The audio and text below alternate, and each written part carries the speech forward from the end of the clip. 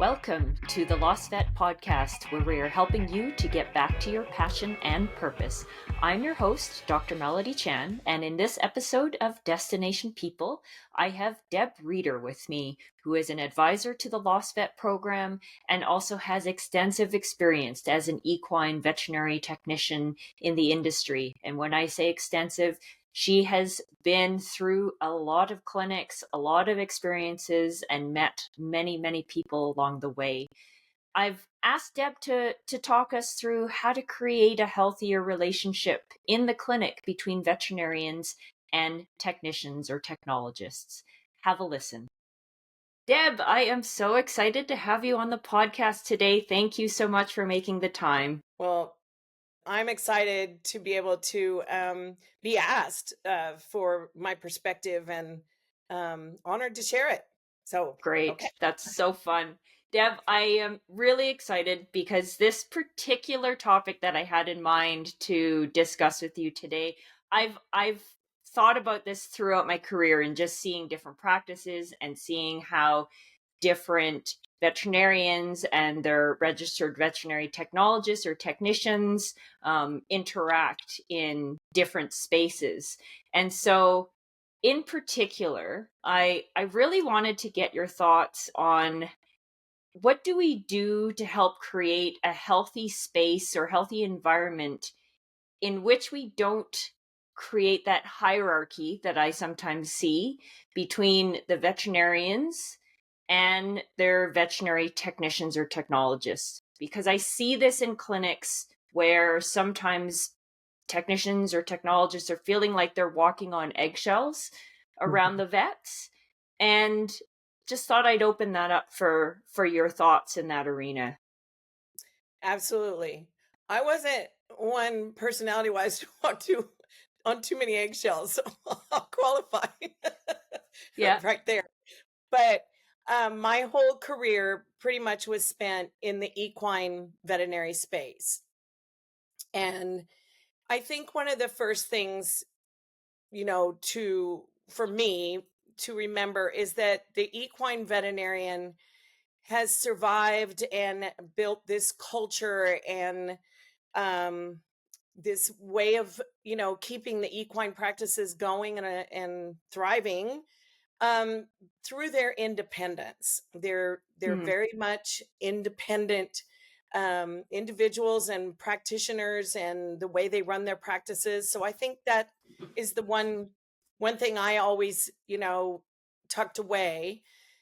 And I would say to create that space, it comes from mutual respect and creating a place where you can find common ground, where you can have that conversation and where that communication can begin.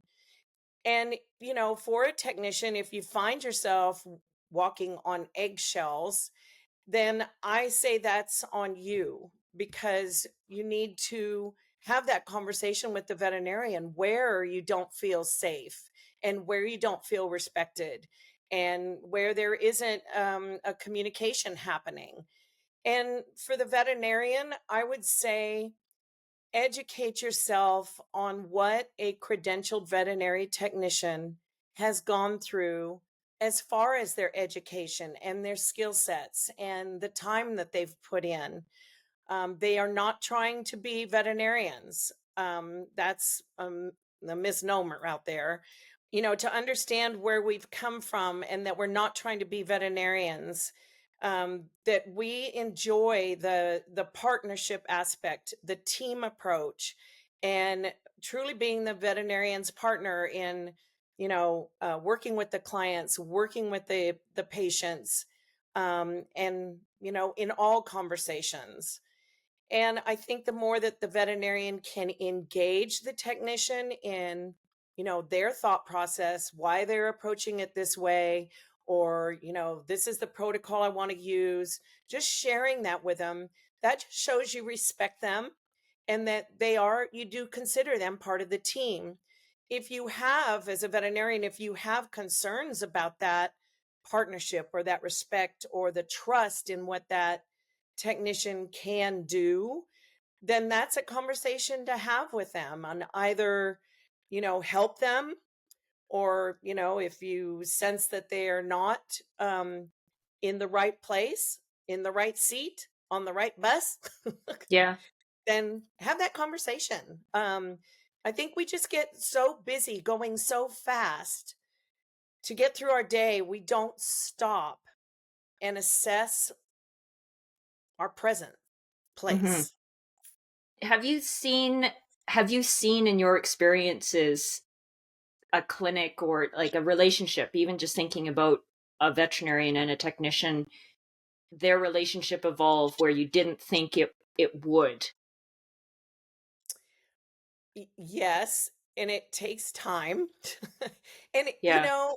it it takes really having a conversation and a communication to start with, because people don't I don't think they realize that things are off, or they do realize it's off and they just don't know where or how. Hmm. But once, and I often, with my consulting with practices, I would facilitate those conversations, not direct them, but at least create a space for them to happen. Because as an outsider, when you come into a practice, you observe the energy, you feel the energy, and it's off. And Yeah. if, say I'm feeling that, the client is feeling it. And I'll guarantee you the equine patient in my situation is feeling it as well. So to create that space for the conversation to just start, and then, yeah, it takes reminders, it takes some time. It's not going to happen the next day. Suddenly light bulbs go on and everything's fine. Everybody's Yeah. used to their way of doing things, and we need to adjust a little bit sometimes to make it work better. Yeah. I think that piece about understanding it takes time and creating that intention Yes. is really important. As you said, it's sometimes daunting, and I think as veterinarians, where we are independent, and it's like do it and get the result, and you're trying to just go go go. Some of these processes that take a little longer, and introspection, I would also say, Yep. on what's actually happening, just to start with that first step, because I think sometimes it's so daunting even just to think, oh, I don't know if I want to say anything. I don't know how the other person's going to react. I think is often something that holds people back. And I think too there's tools that help keep you on track. Assessment tools, like, starting out with an assessment of, you know, whether it's the practice or the individuals or the workflow, or whatever that is, and then have those conversations. And you're right, you have to be dedicated and committed to making a change when that is deemed necessary. And then checking back in a month or 2 months, whatever that scenario looks like, and reassessing things again. And maybe the path you thought you should take in your reassessment, you know well, maybe we need to adjust this. I hate the word pivot, but you know we used it way too much. Yeah. But you have to be flexible enough to make those changes and make this conversation, a working conversation. you know uh have the commitment to also, okay, you know what, that's really not working the way I was hoping it would, or you were hoping it would, so let's make this adjustment. Not be stuck to a dogma. Well, this is what we said we were going to do, so we're going to do it until Yeah. it freezes over. I also think there's value in just thinking about the little things that you can do day to day that also demonstrate your intention. And so specifically, I think of from a veterinarian's perspective, um, to pitch in and help. So something that used to always just rankle me is if I would see a veterinarian walk by a dirty kennel or a dirty stall, or wouldn't help to pick up when you know that they actually do have that extra 30 seconds or 60 seconds.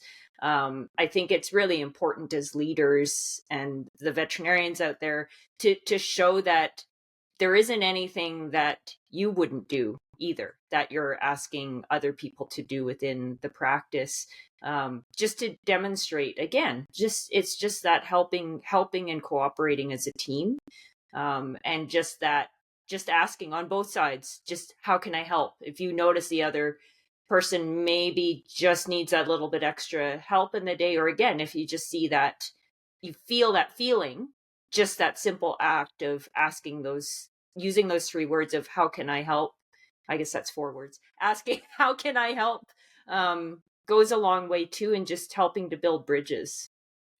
Well, and it comes back to the golden rule.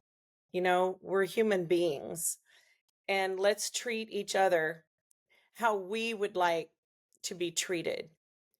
And like you're saying, at the end of the day, just a simple thank you, to your staff. And from the staff also back to the veterinarian, thank you for trusting me and engaging me in that conversation, or showing me that, protocol, how you did things. And also for the veterinarian to just, point out when the technician does something correct, good, makes a difference either in that client's life or how they treated that patient, the little extra care they give. Just pointing those little things out, like you say. It doesn't have to be a big celebration. It's you know acknowledging the day. Yeah, yeah, just saying thank you, just those basic sort of manners, if you will. Yes, I mean, I would want to be thanked, and so let's pass that forward. Yeah. Well, that's great. I appreciate this conversation. It's funny, just even asking and setting up this scenario. I could feel like, oh, this is like tense. It's like this is a situation where, yeah, you can often see heads butting. And again, I think it's just taking that moment and thinking, okay, well, maybe this isn't working. Maybe we should talk about it. Right. Maybe we should see what a pathway forward is, and keeping that open line of communication going. Well, that it just creates so much stress on top of the stress we already have, cramming that situation through your day. Hmm. It's like, well, it's not working, but I'm just going to ignore it and make it continue on through the day. I mean, that just creates such a awkward, not comfortable, not fun, not conducive to teamwork or caring. Um, and so it is just, we just have to kind of go back to the little things. Yeah, Stop for a second and go, either, gosh, I did not handle that well, I'm sorry, or hey, can we have a conversation about this real quick? And it just opens up the rest of your day. yeah, It's and we just have to stop. We race through life, we race through our days, we race these yeah. situations, and just whoa. I think you bring up a good point too, though, with there are situations where having a third party, having a clinic coach or communications sessions, or something like the Lost Vet program, I would say, of making sure you are also equipping yourself, whoever's listening to this, and the clinic and the members of your team with the right tools. Because, like you said, there are tools out there, and sometimes there's so many tools you don't know which one to pick through. And just hiring a coach, hiring a consultant for these types of situations. We do it in sports all the time. I know people talk about that, in equestrian events. You think about, you're going for lessons. this Oh, is this is no different, no. as far as just helping the whole team along, and just getting that objective feedback goes a long way. And I think that's often overlooked. I even had a veterinary friend just say to me, oh my gosh, I know it's the stuff that we should do, but there's just no time. And I just want to just just stop and just shake them and just say again, no, I know there's all this rushing, but this is part of what makes a team flow, and you find that connection. It, it really does help to have an outside person come in who is as well committed to making this work for you. Um, and that, understands the dynamics of, that type of practice or whatever that looks like. And bring an objective perspective in, because when we're, in a fight for our lives or whatever that looks like for the Yeah. day, Yeah. you don't have an objective perspective. You're locked in to, I'm right, you're wrong, this is how we're doing it. You're not listening, you're not, um being observant, and being open to some different options and ways of doing things, ways of thinking about things, even, Yeah.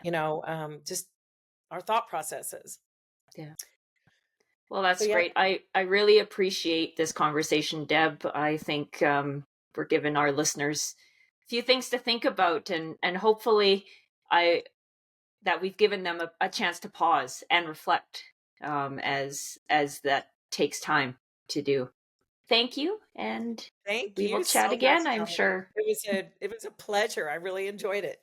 Excellent. Thank you. In my conversation with Deb, I think what really stood out to me in trying to create that healthy environment between veterinarians and vet techs is to really think about how you're going to create an environment where there's mutual respect, but also common ground. And so here's where having clear objectives for the team and everybody's roles will really help in those situations. If you're a vet tech that is feeling like you're having to walk around on eggshells around different people, or people you might perceive as having more power than you in a clinic, quote unquote, then Deb's advice is pretty straightforward in that it's on you to make sure that you can resolve that on your own. And what that means is having conversations. So taking that deep breath and trying to figure out where is that unease coming from, and finding that safe space where you can just tell people, tell the person that's directly involved that you're maybe not feeling as supported, and saying what that support looks like for you in order for you to do your job to the best of your ability.